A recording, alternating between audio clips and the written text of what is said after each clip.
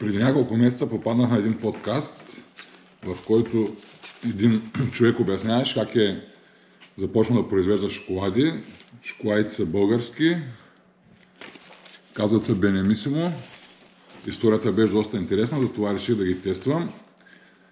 Хапвал съм от тях до сега, много са вкусни, но днес реших да направя експеримент с един, който е без добавена захар. Пише, че е кето френдли.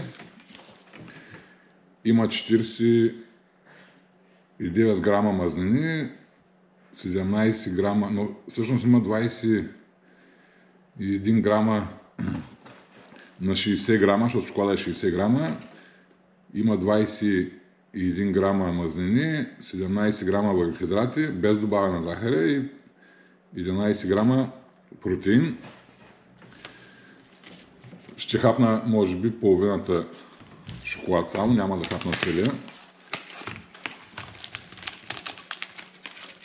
Така изглежда. Искам да видя дали наистина е кето френдли, дали ще ми повиши кръвната захар. Замерванията ги правя с този CGM, който е вързан към телефона ми. Има доста много вкусове, има и които са за спортисти, но тях не ми ги донесох от България. Като се прибера в България на лято, ще взема от тях и тях ще тествам. Но сега искам да направя експеримент с този, който е кето. Да видя дали ще ми повиши кръвната захар.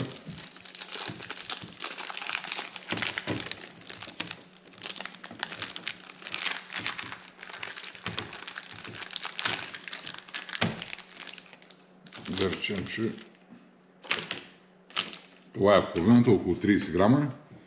Шоколадите са доста вкусни. За кето нямат животински продукти в тях.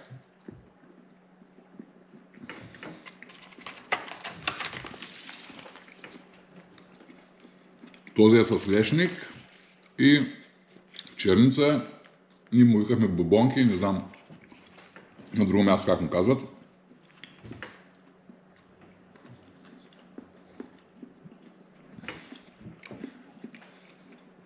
Наистина е много добър. Има и с чия и грейпфрут. Има много вкусове.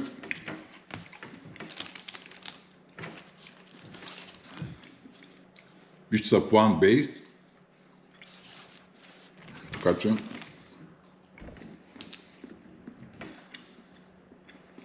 наистина са много хубави.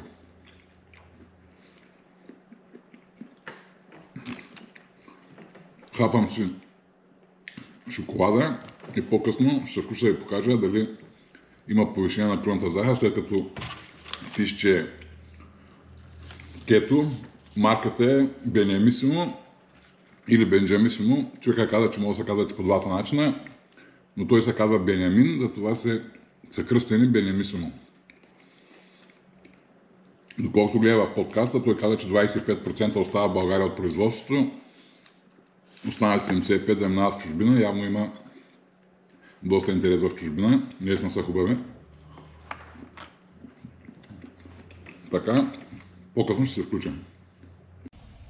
Така, след като хапнах шоколада, който е кето, на българската марка Бенисимо, доста се изненадах. Това е CGM, с който се меря кръвната захар.